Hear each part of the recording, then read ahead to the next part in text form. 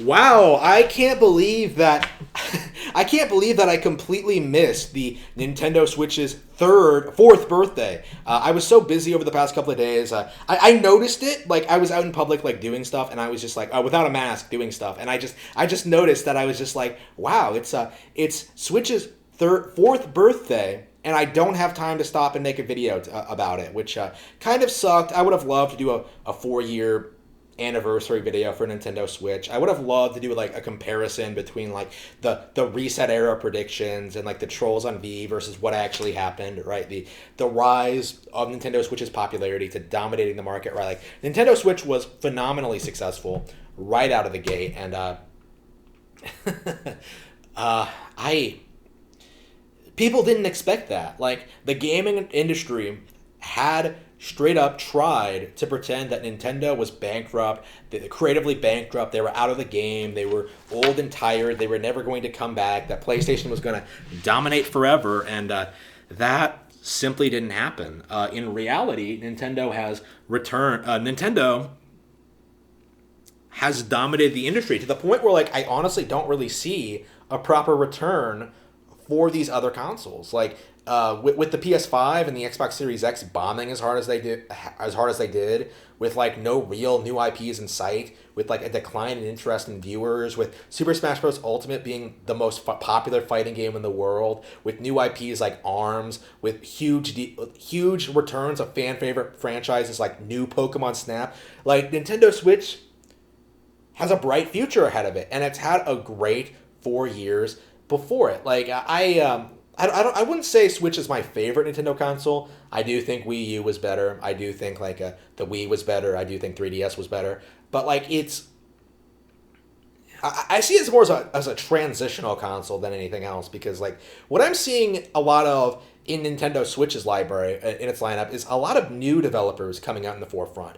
Like Sakuna, I think, was made by a new indie team. Like Hollow Knight was made by like two guys. Like ARMS was made by like younger people at Nintendo. Like we have Splatoon, younger people at Nintendo. Like Zelda, I think, is increasingly being developed by younger developers at Nintendo. Like Anoma might be retiring soon. Miyamoto, I think, is definitely going to retire sometime after the theme parks are finished. That's probably like the last thing he's really going to do.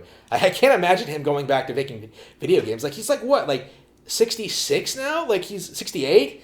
Like he can't remain actively developing games for much longer, right? Like I know he likes what he does, but it's like damn. But like we're kind of at the point now where like we've established a new younger squad at Nintendo that's ready to take the reins. And it's sad to see the old guard go in a lot of ways. Like Miyamoto retiring is going to be a big deal. I think. I deeply miss Iwata. Right? One of my I've said this before, but one of my big regrets in life is that I never got to meet him. I keep getting teary eyed when I think of him these days. Since I've become a creator since in the years since he passed away. I hope I can. I don't want to say I can carry on his legacy, but I hope I can inspire people the same way he inspired me. Iwata, Anoma is kind of probably going to retire in 10 years or so. Like the F-Zero guy just retired. There's a lot of people going in and out from Nintendo, and I was worried when Iwata passed, but now that we're in the Switch lifespan, now that we're seeing Nintendo find its footing again, we're seeing like a new and somehow greater Nintendo emerge. Like we're talking about a Nintendo that's going into making movies and making theme parks. Like making movies is a kind of a big deal, honestly. Like that's going to be phenomenally big. It's very possible that like with the decline of popularity in Marvel movies, that is almost certainly going to take root in the next couple of years. That Nintendo is the brand that takes over as like the big brand to beat, like in the market space. Like the Mario movie might be a huge success, and following that we could get like sequels, spin-offs, uh, uh, movies about other franchises, Zelda, Pokemon has already gotten one. Like the list goes on and on and on. I myself kind of am going to try and put my foot forward and try to write a Fire Emblem movie. Like I could write like a that's something I really wanted to do. Write a Mortal Kombat movie as well. There are a lot of brands I would like to adapt for an audience. There's a lot of stuff I could do, right? Uh, there's a lot of stuff Nintendo could do. There's a lot of stuff out there that